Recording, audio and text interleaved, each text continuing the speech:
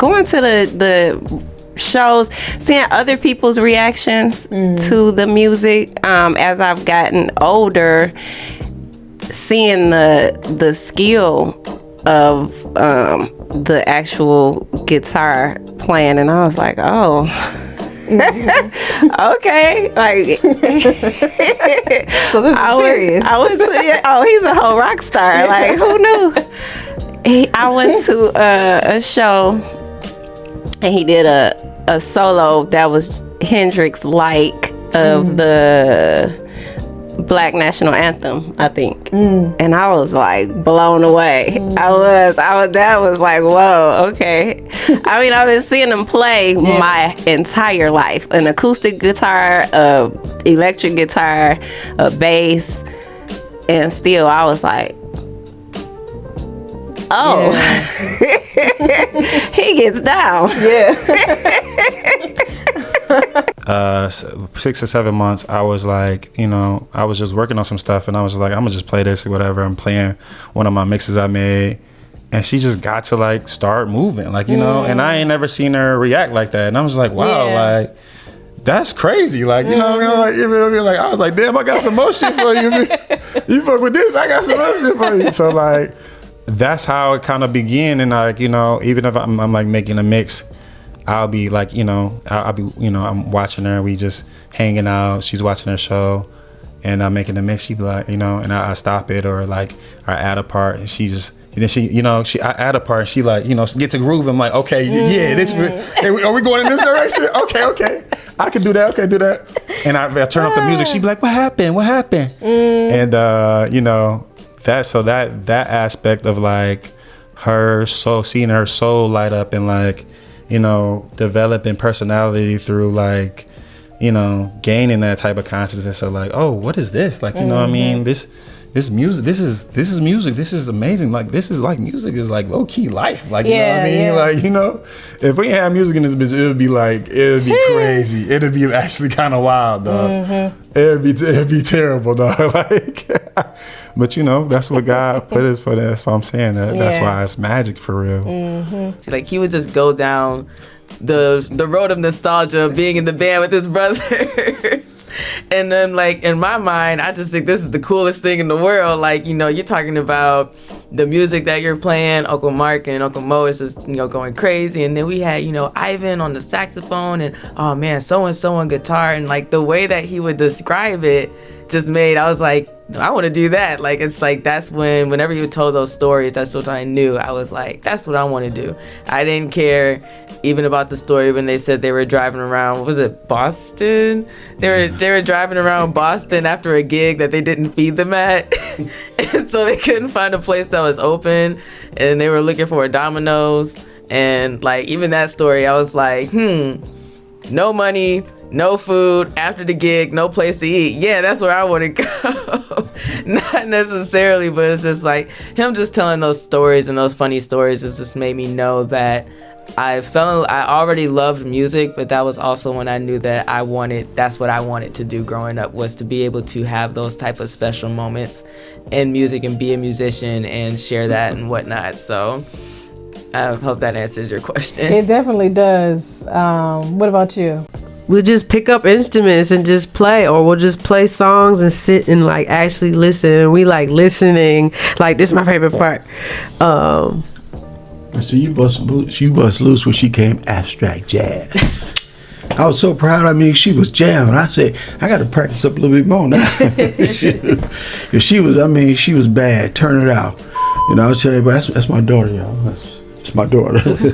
She would see me do something, whatever. Next thing I know, she took my stuff, and it's all hers now. And that was good though, because when she had it doing her shows and stuff, I mean, it was crowded, and I'm very proud of her. She keeps it going.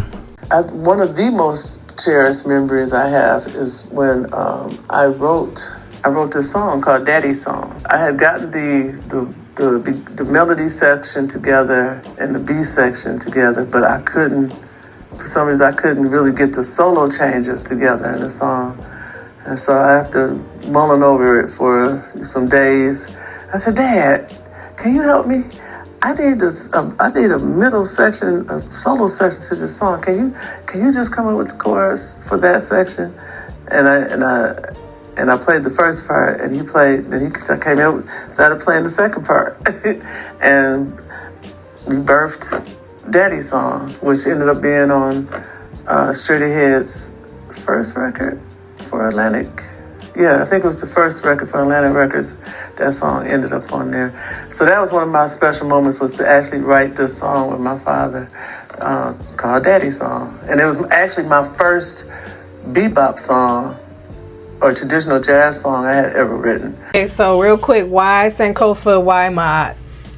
Well, I say Sankofa because, as I described, music being that circuit that way for me. If I made something with my daughter, that's just further, stretching into that thought process, that platform of the past, the present, the future coexisting together in order to move forward. You know what I'm saying? Through time, through this eternal now. What about you, Akila? Why do you say Maat? Yeah, I would say Ma'at because Ma'at, the main focus of Ma'at is really about balance. And I feel like both of us are Tauruses, but we have the feminine energy and then the masculine energy of Taurus. And then it's also like the father energy and then the daughter energy of it. So it's balanced to me. I feel like, yeah, that's why I would say Ma'at. Yeah. I like yours.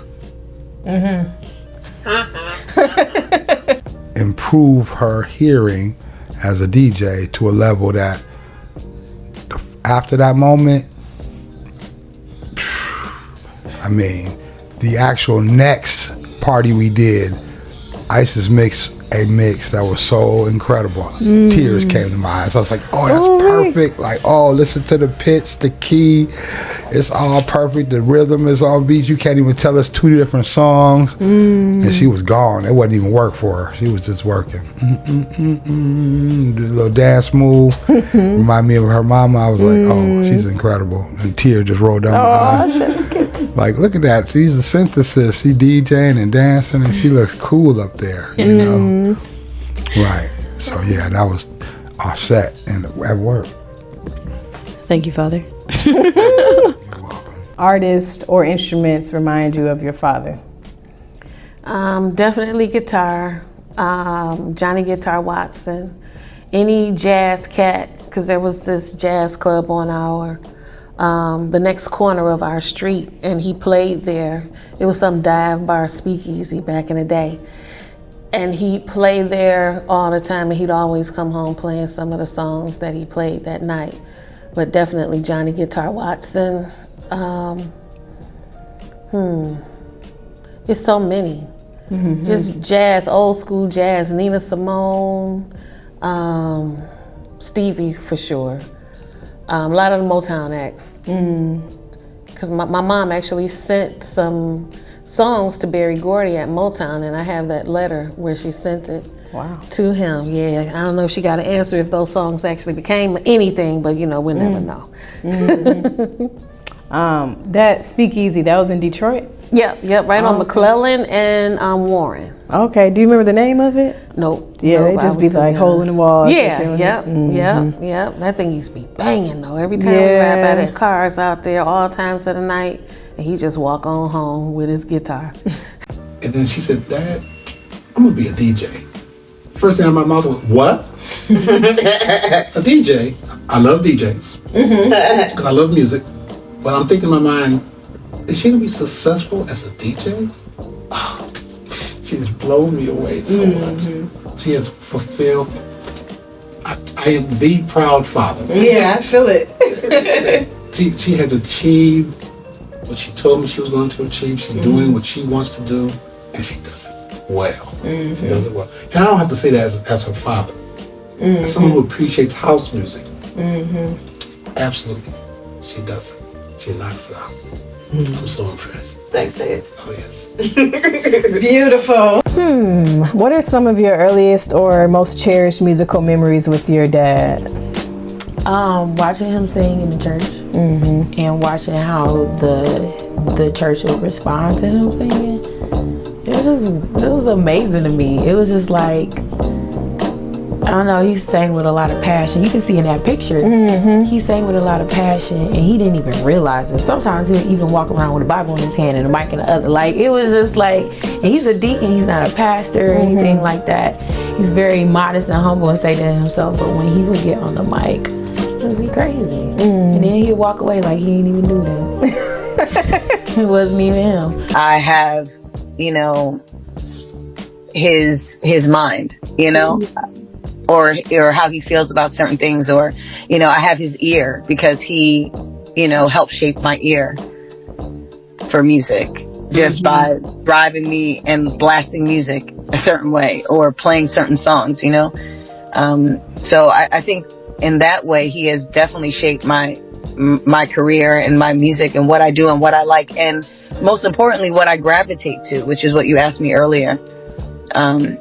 I gravitate to the same music I listened to when I was with him. Anything in that genre, which is 60s and 70s R&B, you know, I'm there. I'm in it. Because of him.